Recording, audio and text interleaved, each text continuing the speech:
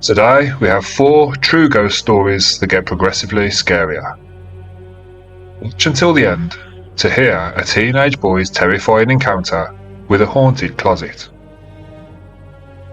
Before we get to the stories, I'd like to say a special thank you to YouTuber Shrouded Hand, who mentioned one of my videos this week in a community post on YouTube. I've received a lot of new support thanks to his post, so thank you to Shrouded Hand, and thank you to everyone who has subscribed so far and commented on any of my videos. If you haven't already subscribed, then please do so now, and like this video for a feast of grim and grisly content. I'm your host, Severed Soul.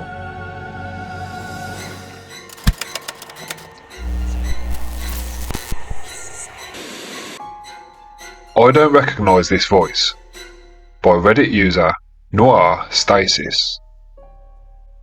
This happened a little over a month ago. It was at night, and I was watching a Netflix show called Doom at Your Service.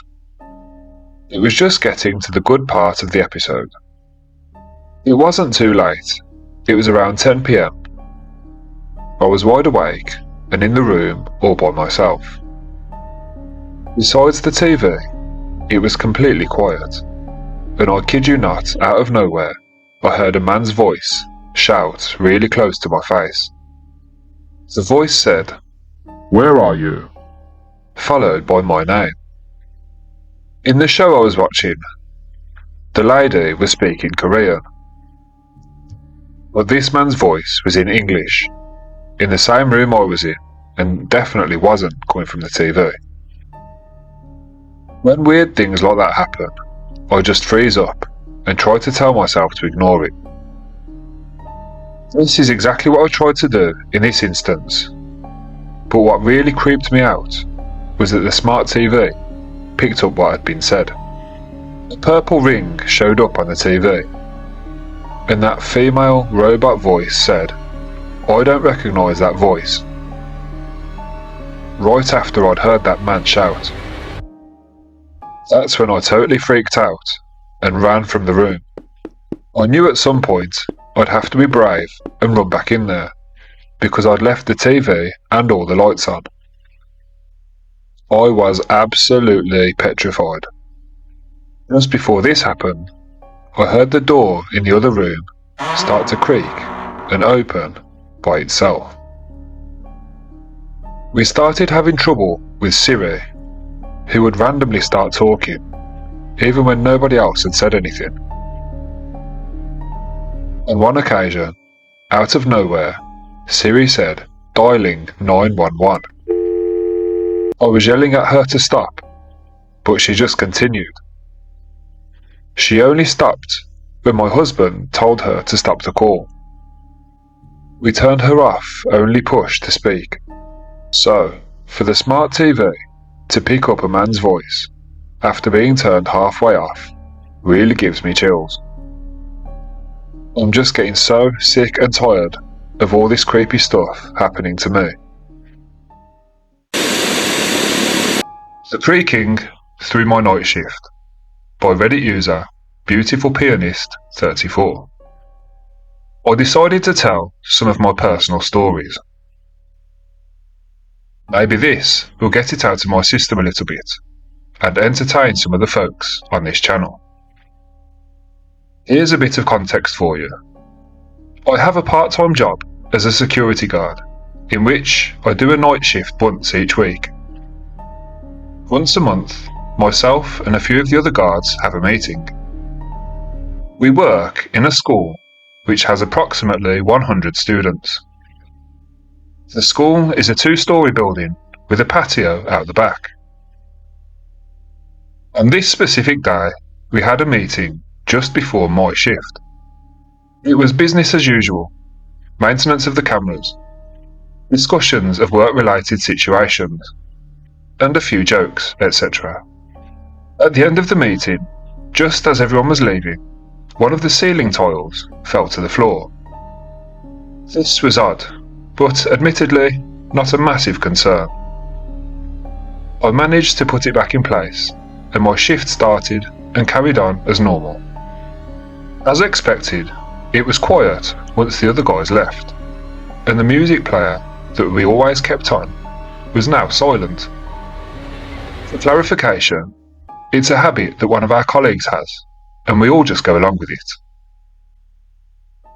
It's kind of a feng shui thing. He insists on keeping this small MP3 player in our office playing classical music at a low volume. Only he touches it, and it's always on. But for some reason, this night, it was turned off. I decided to take a look and see what had happened and turn it on again. It was a little bit dark because I'd turned most of the lights off, so it was difficult to see whether the player's visual display was on or not. I held it right up to my face, when all of a sudden this goddamn MP3 player decided to start playing Wagner full blast in my ear. I got so scared. I swear I almost jumped out of my skin. It was like a real jump scare. It's gonna be one of those nights, I thought to myself, and then I took a deep breath. I took some time looking through the cameras, then watched out the window as the local neighbourhood dispersed a little bit. The office is on the second floor, so we can see down to the streets. Also, this neighbourhood is a little bit bohemian, and we have a bar right next to the school. There was nothing unusual so far, apart from a feeling of being watched.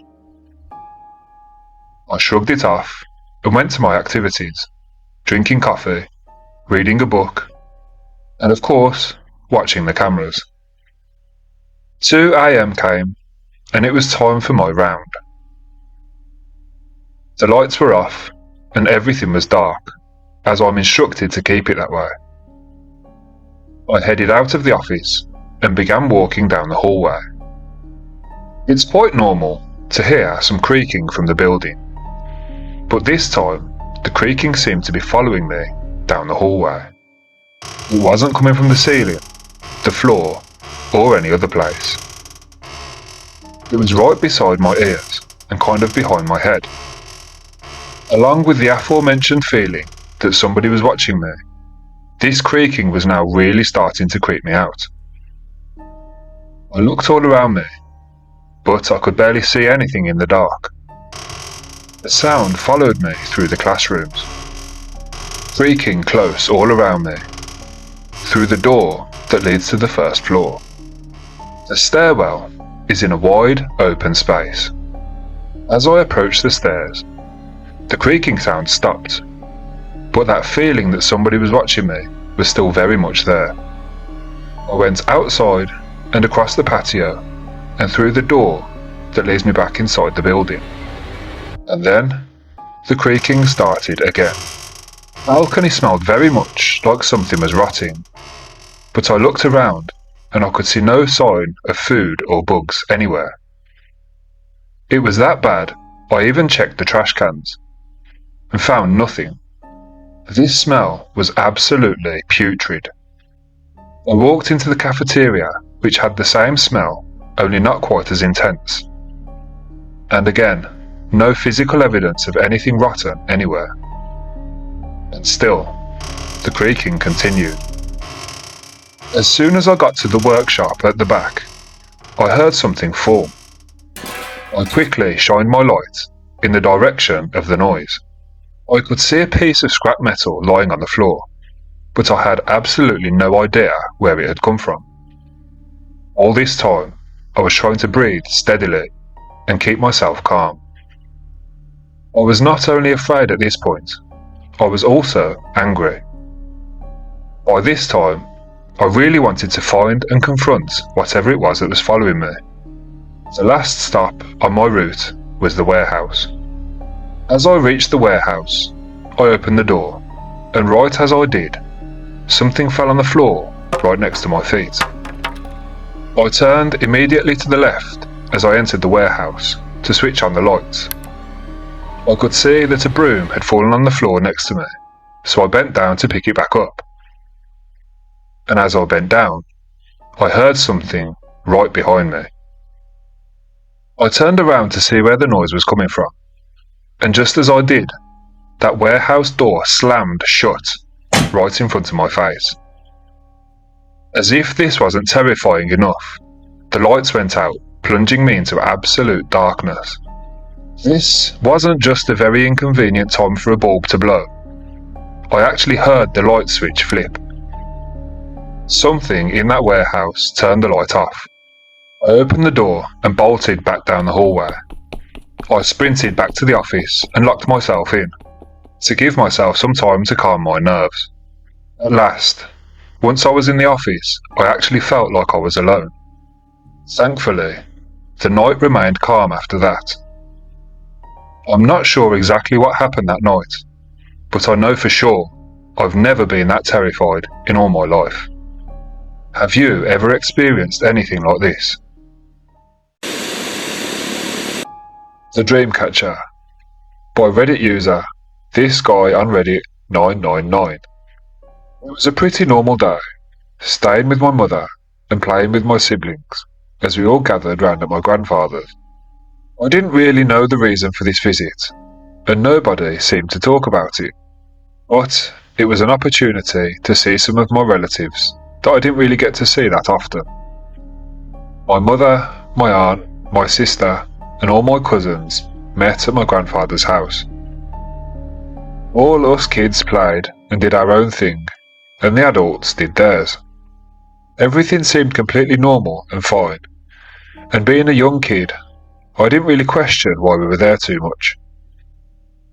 After we'd been playing around the house for a while, my grandfather started to give out gifts to all the kids. He gave us all some of his personal belongings that he'd collected over the years. I was given a scorpion, encased in a solid glass dome. The energy that my grandfather was giving off as he was passing these gifts out was as if he wanted to give us all something to remember him by. It was as if he knew that he'd be passing soon.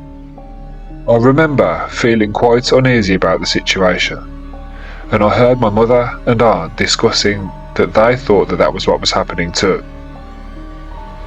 I just carried on playing and pretended I hadn't noticed that something was off. My grandfather then started passing out what he claimed were authentic dream catchers. He said they'd all been made by a real Native American that he'd met many years prior. To be honest, as a young child, I wasn't very impressed with the dream catchers at all. I remember thinking, wow, some strings and some feathers tied together. Thanks. I pretty much just pretended to be grateful, because after all, it seemed like he was preparing to pass. I didn't really believe that something like a dream catcher could be all that significant anyway. Whether it was authentic and made by a real Native American or not. As such, I just kind of took the gift for granted. For the rest of the time we were there, we just played some more before it was time to go. So we all collected our things and headed home. I wasn't actually living with my mum at the time, I was just visiting. At this time, I lived with my grandparents on my father's side of the family, so I was taken back there. I unpacked all of my belongings and the things that my grandfather had given me. I really liked the scorpion, which had quickly found a nice spot on top of my dresser. Once everything had been put back in its place, I was left with the dream catcher, which I placed on my bed. I was quite unsure what to do with it, to be honest. After some thought, and glancing around my room, I decided what to do with it. The ceiling in my bedroom was made of ceiling tiles sitting in a frame, much like you'd see in a school.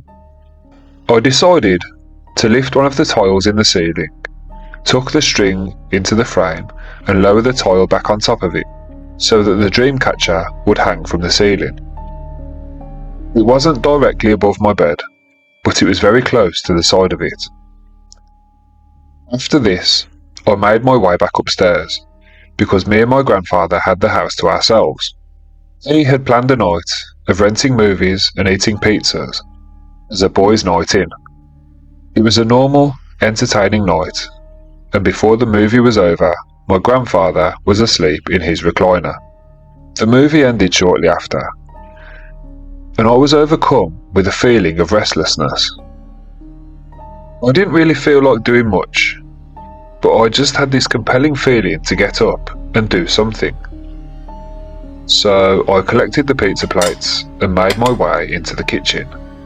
The kitchen and living room were divided by just one wall. To make it to the kitchen from the living room, I moved in a U shape, since I was pretty much just walking around this one wall. Once I rounded the corner, I was facing the door of the garage, which was attached to the kitchen. The kitchen being in between me and the door on my left. It was at this time that I froze completely, for no logical reason, and without any time to rationalise with myself and figure out why this was happening.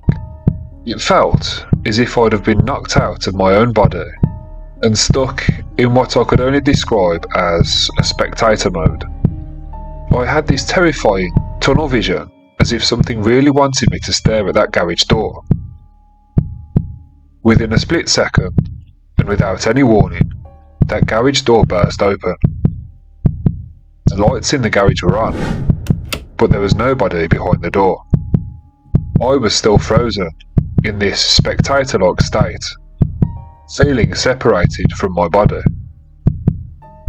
I could really feel myself starting to have a panic attack, but I was powerless to move. I stood there, totally terrified, anticipating what was about to happen after I'd just witnessed this door open by itself. Then all at once, the door slammed shut again, and it was like I was back in my body straight away.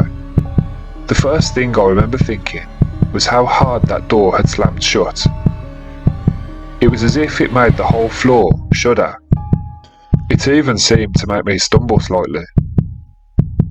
Absolutely petrified about what I'd just witnessed, I stood there for a few seconds just staring at that door, trying to comprehend what I'd just experienced. After I composed myself slightly, I worked up the courage to go and see what was behind that door. I cautiously and apprehensively approached that door, trying to listen to see if I could hear anything coming from in the garage. I nervously placed my ear against the door, but heard nothing. Once I was absolutely sure that there was nothing moving in there, I turned the knob and opened the door. I was greeted by an eerie silence, but everything was as it should be, and nobody was in the garage. What bothered me even more though, was that when that garage door burst open, the lights were on. It seemed too bright if anything, but now the lights were off. It was pitch black in there, and I had to turn the lights back on to inspect the garage. I found no logical explanation or cause for what had just happened. I thought for a moment about how hard that door had slammed shut. Surely, if it had really slammed shut that hard, it would have woken my grandfather. The sound of that door slamming shut literally shook the whole ground level, so I did find it quite odd that my grandfather hadn't got up to investigate it. I turned and headed back into the living room, where I just sat and stared for a bit, and my grandfather was still asleep, just as I'd left him. I thought about waking him up to explain what had happened, but I knew there was absolutely no way he'd believe me. Eventually, my grandfather woke up, and I must have had that look of terror written all over my face. He said, "Are you okay? You look like you've seen a ghost." I assured him I was fine, and decided not to mention what had happened. I soon just wrote this off as an unexplainable phenomenon, or just that my mind was playing tricks on me. Surely this was a one-off event, and it would never happen again. While I never experienced anything quite like this again, I continued to be tormented. I kept getting this unrelenting feeling at night that something was watching me, One night in particular, that feeling was overwhelming, and I could really sense that I wasn't alone in that room. In the darkness, I could make out a shadowy mass in the corner of the room. The more I focused on it, the more I could make out this dark figure standing just in front of my dresser. However, whenever I shined a light in its direction, it just seemed to vanish. I was so sure I could see something, but when the light went on, it just disappeared. I was finding it increasingly difficult to sleep at night. One morning, after getting ready for school, I walked to the bus stop, and I immediately noticed that I was alone.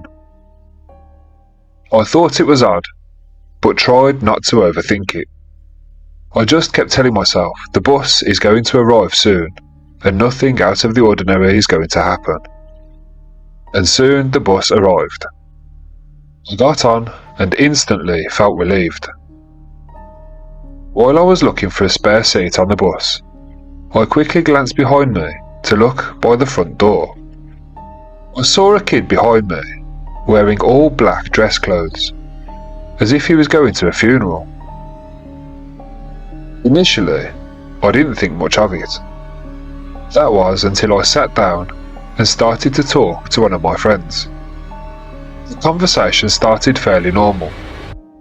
I found myself scanning for that kid in the black clothes that I'd seen behind me on the bus. As I looked around, I saw lots of familiar faces, but I couldn't see that kid. So I asked my friend, "Hey, did you see that kid dressed in black that got on the bus right behind me?" With a confused expression on his face, my friend started to question me. He said he was certain nobody got on at my stop apart from me. It was at this point that I started to get an uneasy, sinking feeling. I spent the rest of the day at school looking for somebody that matched the description of that kid in black that I saw on the bus. But I saw nothing all day. In fact, I never saw that kid again. My sleepless nights continued, and I was becoming more and more physically and emotionally exhausted. I remember one night laying in bed and my body being completely stiff, unable to move, as if I was paralysed. At that moment, I heard the most horrific screaming sound, as if it was coming from right in front of my face. It sounded like somebody was in agony, being torn to pieces right in front of me. I was absolutely petrified, and once again I froze, just like I had in front of that door.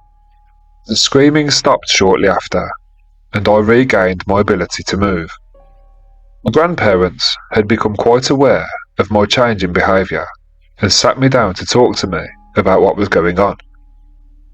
My granddad asked me about the dreamcatcher I had hanging up in my room, and asked me where it had come from.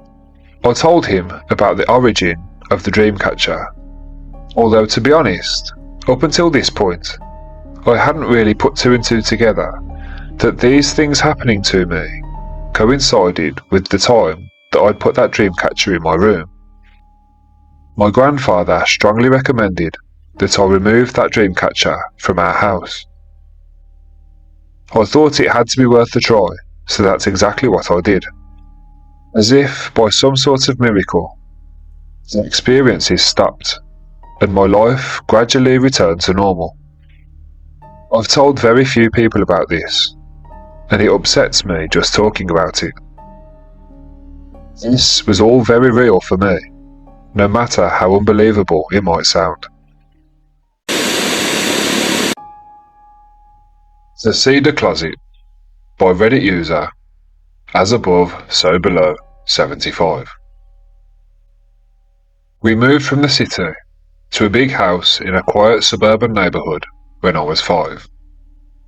My parents bought the house from the widow of a very successful garment industry executive. He had the house custom built for his wife, and she had the house professionally decorated so that every room had a different theme.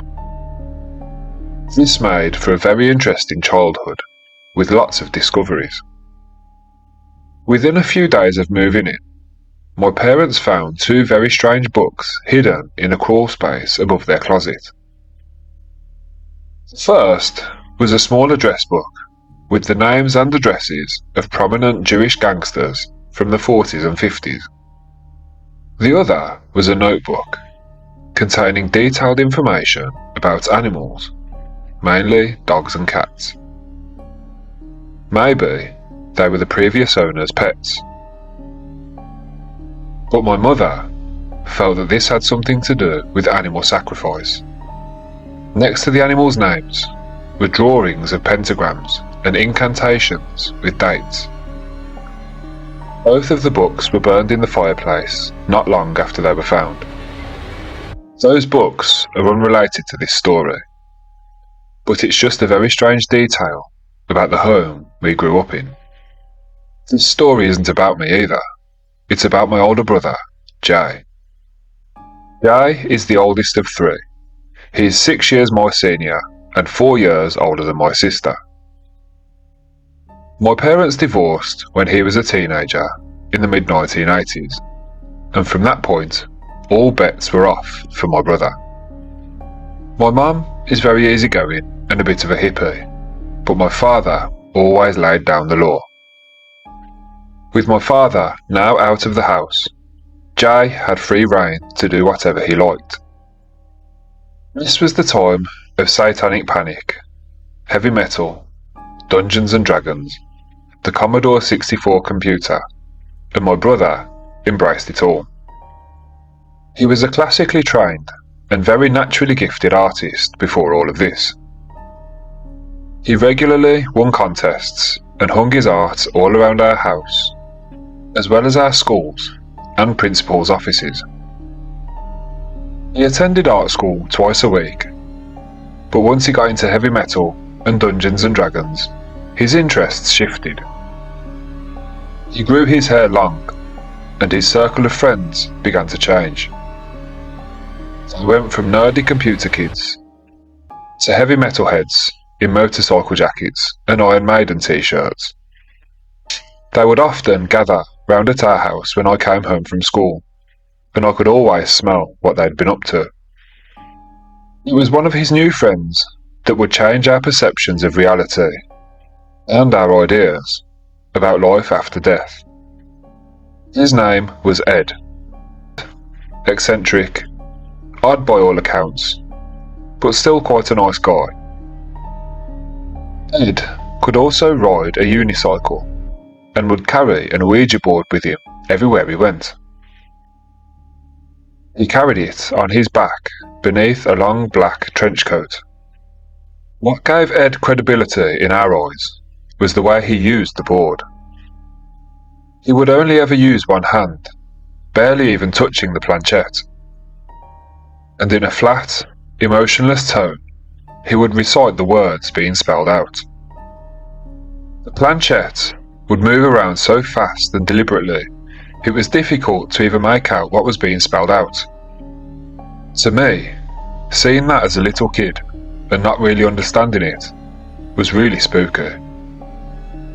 One night, shortly after our uncle had committed suicide, our cousins came round to visit, and Ed was round at the house also.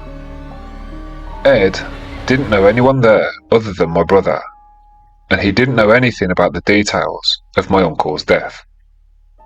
We were in my brother's room, and within minutes Ed had made contact. Ed, who had never met my cousin before, said, "El, I have a message for you. John says he's at peace in purgatory now, and to take care of your mother and sister." He said a few more personal things that my cousin thought was profound, because he couldn't possibly have known any of it.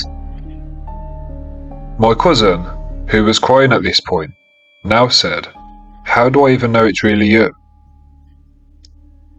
Ed replied, "How about a picture? Maybe a headshot?" This rocked my whole family in that room. You see, my uncle killed himself by shooting himself in the head. Even crazier still is that response was totally my uncle's brand of dark humour. It's seriously something he'd say. They were all reduced to tears, even my mother, who only came in to see why everyone was so quiet. Ed became a regular guest at our house for a while, and the happenings became more and more strange. But eventually, things came to a head for my brother. One particular weekend, me and my sister were at our dad's, and my mother was away for the weekend, which meant my brother had the place to himself.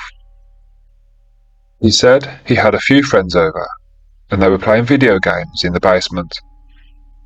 Right next to my brother's computer desk was a large cedar closet. This is where my mother kept all of our seasonal clothes and some of her better clothing. For the most part, nobody ever really went in there, and the door was always closed. There were 3 people there in that basement, when all of a sudden, the lights went out. Everyone froze in place, spending a few moments in total silence. But the silence was broken when the door to that cedar closet began to slowly rattle. It was pitch black dark, so they didn't know where the sound was coming from at first. Then, the rattling got louder and more intense, and someone lit a lighter. They could now just about make out that rattling was coming from the door of the cedar closet, and the rattling soon became a loud banging, as if somebody was trying to get out of that closet. My brother said that heavy wooden door looked like it was about to burst from its hinges. To this day, he's convinced that something huge was on the other side of that door, trying to escape that closet. The 3 of them ran up the stairs, tripping over each other in the dark, and ran out the front door. When my mother returned the following afternoon, the door had been left open, and my brother was nowhere to be found. Eventually he turned up, and explained to my mother what they'd experienced the night before. She must have believed him, because she had the house blessed shortly after. We all saw, felt, and experienced different things in that house that none of us can explain.